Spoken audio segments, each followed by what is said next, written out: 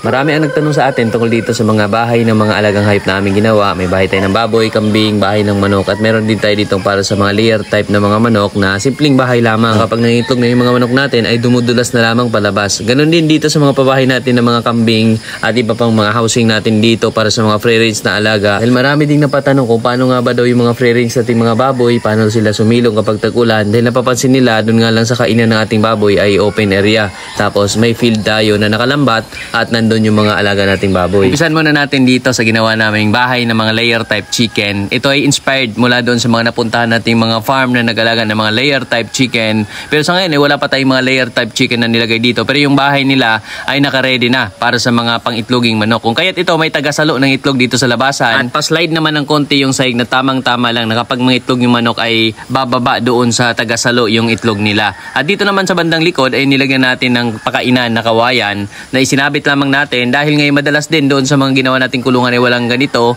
at napapansin natin nagkaroon ng ipot yung kanilang kainan at nagkakabulati yung mga alaga natin. Kaya nung sumunod na gumawa kami ng housing ay ganito na may butas na kasya lamang yung kanilang ulo para sila ay makakain doon sa kawayan nating nilagay. At sa parting dulo naman nito ay lagayan naman ng tubig at minsan nga lang ganito din na nakikisabay din kumain dito mga pabo dahil dati mga pabo yung nakalagay dito sa loob kaya nakasanayan nila na sila ay nakatira dito. Kaya dito sa ilalim madalas kapag kumakain na yung mga manok natin sa loob ng ating kulungan, ang mga pabo naman ay nakapaligid lamang din sa kanila. At sa ngayon, dahil meron ditong tambayan na ginawa namin, abay dito naman tumira yung mga pabo natin na pinakawalan mula doon sa loob ng kulungan. Ito ang ginawa naming bahay ng mga layer type chicken. Ang estimated ko dito ay kakasya na rin ang hanggang sa 25 piraso ng mga malaki ng manok. Ang sukat ng haba nito ay nasa 3 meters habang ang lapad niya naman ay nasa 1 meter. Medyo mababa lamang din ito, nasa 3 meters yung kanyang taas ng haligi. Tapos ito rin naman yung napapalibutan ng mga punong kahoy, may punong mahogani, may puno ng mga niyog. Kung kaya't hindi naman din sobrang mainit dito sa loob ng pinaglalagyan natin ng mga manok. Pero kung alokasyon natin ay medyo mainit, kailangan din talagang medyo mataas din yung bubong natin. Sa ilan na nga, gumagamit sila ng nipa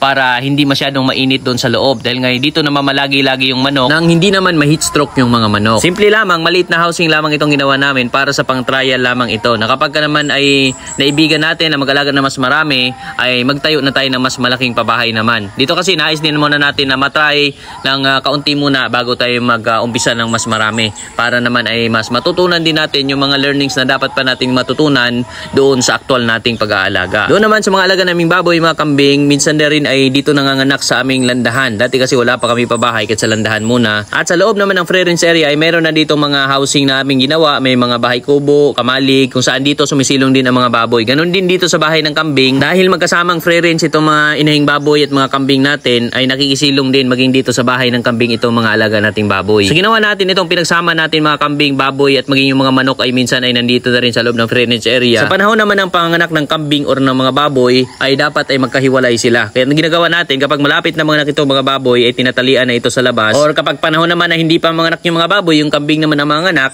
yung mga baboy na iiwan dito, tapos yung mga malapit na manganak na kambing ay inilipat naman natin ng free range area nila. Isinasama naman namin doon sa mga pabo. Dahil kapag ganito kasi na pinagsama natin sila at nanganak yung mga kambing ay posibleng kainin ng mga baboy yung mga anak nilang maliliit, nakakalabas pa lamang. At kapag yung mga baboy naman ay nanganak dito sa loob ng free range area ay hindi natin maayos na maalagaan yung mga biik nila at posibleng maiwanan yung iba or maapakan dahil nga sa dami ng mga baboy na nasa loob at kapag kumakain na sila nag-aagawan pa. Bukod doon sa mga housing na nasa loob ng free range area ay meron din tayo dito sa may labas naman ng free range area. Ito naman ginawa naming bagong bahay, ito yung para naman doon sa mga palakihin natin mga baboy na panglitsonin or pang fattening. Dito naman namin ilalagay at dito kasi naka-focus na ito sa pure feeds na ito kapag ka mga palakihin. Ang ginawa lamang natin na more on natural yung mga pagkain na yung mga inahing baboy dahil wala na silang ilalaki pa. Ang kailangan lamang nila ay yung sapat na pagkain, yung nutrisyon na kailangan nila ay makukuha nila nang sa gayon ay sila din ay magiging productive sa panganganak. Itong gawa naming bagong bahay ng baboy ay napakasimple lamang din, simentado lamang yung sahig